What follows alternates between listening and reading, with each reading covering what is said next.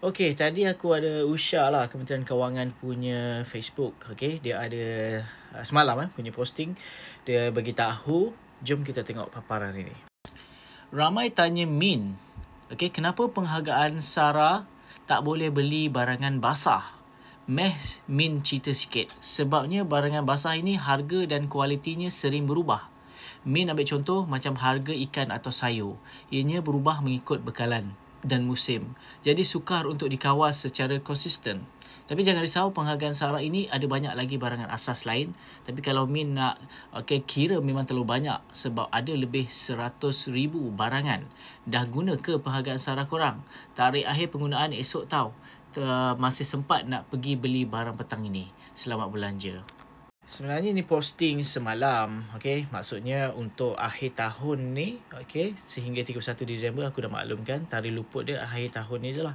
31 boleh penggunaannya. Lepas tu next dia akan jadi kosong balik dan akan masukkan amount bayaran yang baru.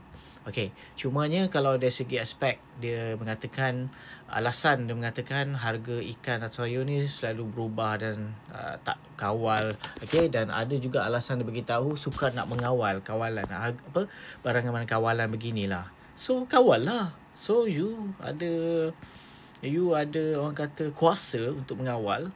Tak salah kalau you nak buat dan memberi satu orang kata kategori lagi dibuka lagi-lagi barangan begini, barangan basah. Tak salah pun kalau nak cuba, kan? Sebab benda inilah kita kalau sedia maklum banyak je orang-orang kat luar sana, orang kata isi rumah memang amat memerlukan. Okey, kalau dia dah ada barangan basah ni aku rasa dah complete.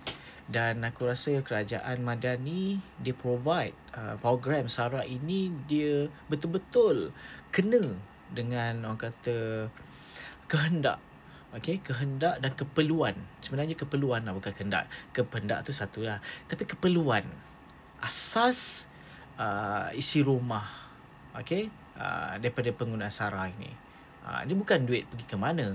At least diorang sinilah kita boleh didik masyarakat supaya dia boleh orang kata manage dia nak beli apa, okey, untuk pastikan barangan asas ataupun makanan ini ada di atas meja untuk mereka ini nikmati, kan? Ataupun barangan-barangan apa sekalipun lah, kan?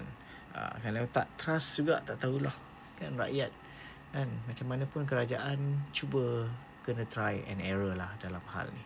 Okey, apa kata korang dalam hal ni? Itu saja perkongsian aku, Faizwan. Assalamualaikum.